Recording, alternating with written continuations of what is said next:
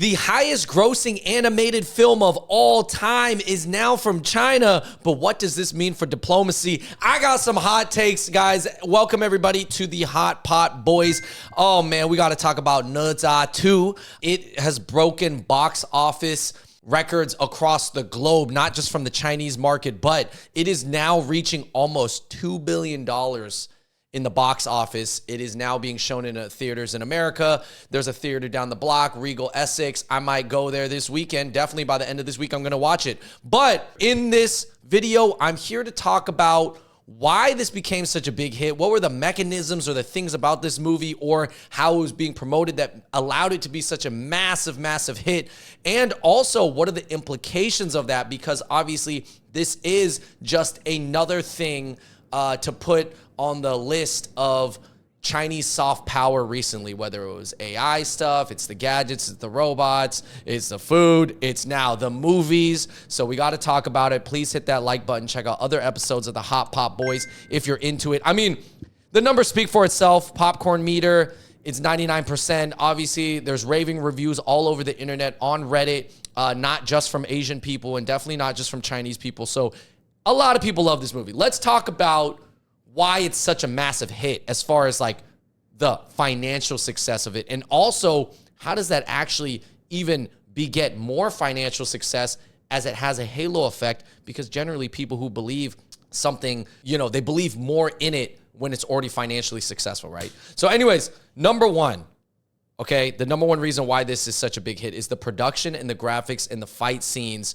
are incredible.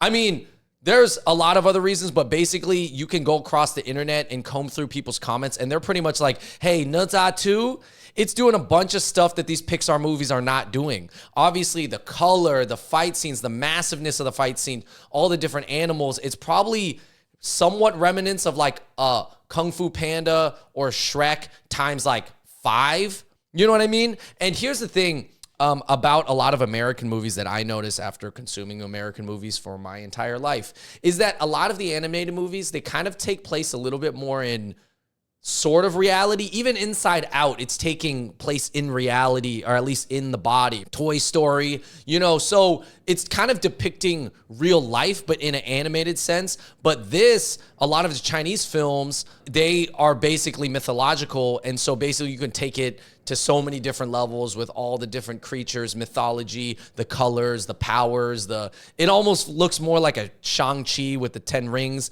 But there's a historical context for that, because if you look at Kung Fu movies over the decades, they were the first ones to put actors on wires and then send them through the air like they're doing, bicycle kicks in the air. And that was something that obviously America is not doing. America's more based in like Clint Eastwood or like John Wick, where it's a little bit more in reality versus, flying through the air and stuff like that. So I think also another thing about the production here that people point out is that they use professional top tier voice actors. Like they don't just try to grab celebrities to do the voice acting, because voice acting, surprise, surprise, is a little different than regular acting. And the Hollywood actors that are good with the face may not always be good with the voice.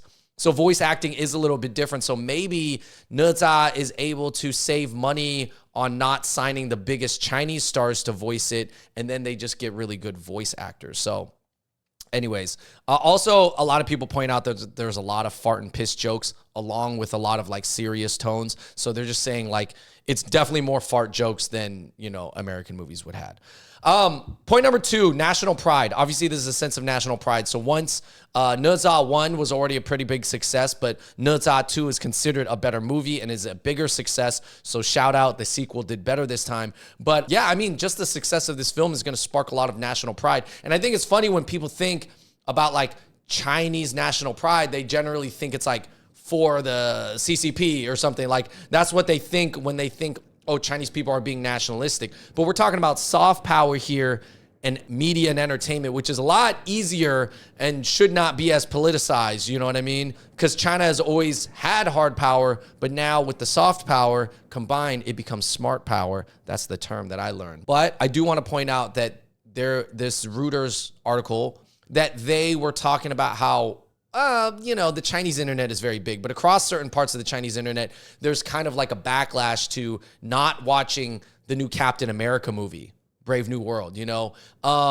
with Anthony Mackie. And it's like, they're like, no, Captain America, when we could watch ZHA 2 in China, feel better about our domestic product, or do we got to watch this very American movie that we're kind of tired of these themes about like, oh, America's so great, the Captain America's so great. They're like, maybe ZHA 2 is better, Maybe ZHA is our Captain China, Point number 3, it supports there's a lot of support from domestic enterprises.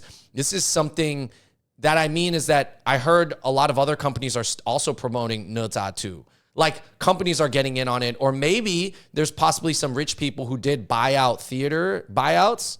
This is something that has happened in America. Crazy Rich Asians, for example, did benefit from early theater buyouts where basically somebody with money is like, yo, I'm going to support this movie. I'm going to buy out this entire theater. So that's going to count to the box office. And I will invite my friends, but whether or not every single seat is filled up, it's going to boost the numbers. And once the numbers are boosted, then more people will watch it because it'll get more talked about because they'll be like, oh my gosh, look at the numbers. So whether or not there's actually butts in the seat doesn't actually always matter. And is that fudging the numbers? You could say so. I mean, movies do that all the time, to be honest, to fill the seats. Whether or not they're actually humans watching. Maybe they're dogs. I don't know.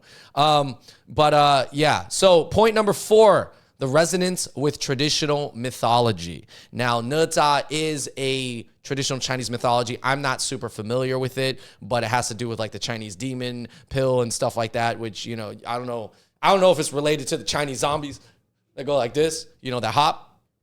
But I got to look more into it because I'm not going to lie.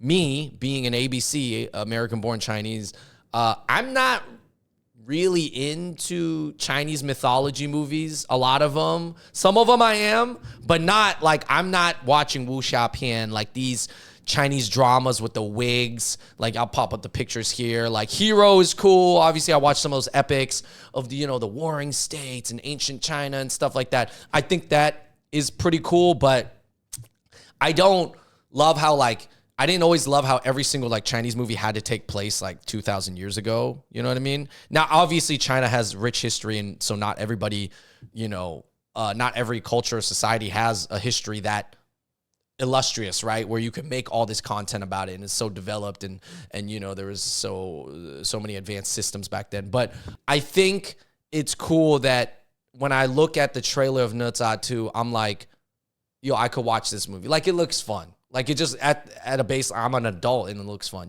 Yeah, color-wise, I think, there's themes kind of like I said earlier, Shang-Chi. Shout out to Simu, by the way. I just saw Simu in New York. He's promoting his new movie. Point number 5, the shifts towards domestic productions. And this is just kind of like China saying and again, this is a big flex for China where they're like, hey, America, we have a good AI companies now. We have good EV, electrical vehicle companies now. We have good drone services now. We have good phones now. And then we also have our own movies. So maybe if we keep making good movies like ZHA 2, we don't have to need to release so many American movies in China. And so that we don't need to always keep buying into this image that America is so great. Again, guys, soft power for major countries is so important, and America has had soft power for so long, and it's been so good. Everybody's loved us across the world, or at least thought we were cool, no matter what the American government was involved in, right? People thought Americans were cool. And yeah, I mean, I think this movie is just one step into soft power for Chinese people. And again, I'm not talking about the Chinese government. No, it's separate. But anyways, let's talk about the implications of it being such a big hit. We kind of talked about the mechanisms of how it became such a big hit. You let me know in the comments down below if I missed any reasons, but let's talk about the implications. So number 1, what is Disney and Pixar thinking right now? Are they oh crap, look at these numbers. Whoa, look at these colors. Do we got to put out our fantastic, fantasy, thriller, action, comedy Pixar movie? Is Despicable Me still cutting it, guys? Is Inside Out 2 still cutting it, guys? And what I did think was funny was some people in the comments were like, oh, like ZHA 2, I love, this is just giving us what Disney's not, because like Disney's trying to be too preachy and like trying to teach us so much. And, you know, ZHA 2, I wouldn't say it's a shallow storyline, but it is more about like your typical Defiance hero, you know, family dynamics, which are pretty common. But I do think it's funny how ZHA 2, ZHA in the film is a boy, but it's voiced by a woman, a voice actor woman. So I wonder in America in 2025, if this was an American movie, if there would be a slight backlash against that, being like, why is a woman voicing a boy? You know, even though that has happened in the past, but I just feel like recently it hasn't been. They'd probably get like a young boy to do it, I guess. Number 2, could it make young people or people in general more interested in learning Mandarin? This is just another soft power hit, just like a lot of people going to Red Note, aka Xiaohongshu from TikTok. Is it going to make people actually want to learn Mandarin? ZHA. Like, even just looking at ZHA, you would obviously think it's more like Niza, or something like that, but it's ZHA. That's kind of a harder syllable to say for people who only speak English, I guess I would say. But maybe ZHA becomes another nickname on the playground, like maybe in a not bad way, kind of like Ni Hao Kailan was, kind of became.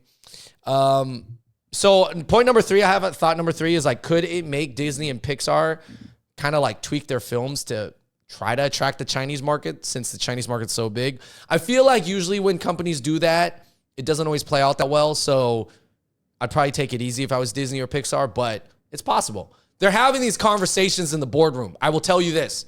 They're sitting in a boardroom being like, hey guys, we got to talk about this ZHA 2 movie, and it is such a big hit. What can we learn from this? Is there anything we could take away? Could we tie it into the next Lion King maybe? Maybe we have Chinese mythology with the Lion King. There's lions in China, right? They do the lion dance. Maybe we do the... my last thought is just like, I guess as Chinese culture and Chinese pop culture become more and more popular, especially amongst the younger generation, as in like under 25, I do think it's going to make it a lot harder for consumers and the average citizen to simultaneously view China in such a negative, adversarial way. Of course, China and America are competing. Of course, they are definitely in some type of fight. I believe it's been a Cold War for decades, to be honest. I think it's been going and it's still going to go, but you know, I don't think it's going to pop off to anything crazy. But yeah, obviously there's a lot of people who, when they hear the word China, they're like, spyware or spies, or like, you know, what are they trying to do to us? Steal our IP. But yeah, no, I mean, you know, it's entertainment like this that kind of blurs the lines. And again, you know, America has had soft power for so long, and everybody's loved American culture. Osama bin Laden liked American culture. Kim Jong-un loves American culture. So some of America's biggest enemies still actually like the culture. It's kind of interesting. Not saying that China is viewed on the equivalent of North Korea and, you know, Al-Qaeda or whatever, but obviously, you know, some people view China pretty negatively. So I think this movie helps, especially it's for the younger audience, and the younger kids are a little bit less like, they're a little bit more open to Chinese culture now. They grew up with it longer. But yeah, anyways, I'm watching ZHA 2. Who's watching it? Who's watching it? It is in theaters in America right now. This is not an ad for it, but I am going to go watch it. The trailer looks amazing. Reading about it, it's got me hyped. So yeah, I mean, I don't go out to the theater and watch every animated film, okay? But yeah, obviously me hearing that this movie made $2 billion also makes me want to go see it. So anyways, guys, let me know in the comments down below, are you going to go watch ZHA 2? Yeah, who am I going to watch it with? Until next time, we out. Peace.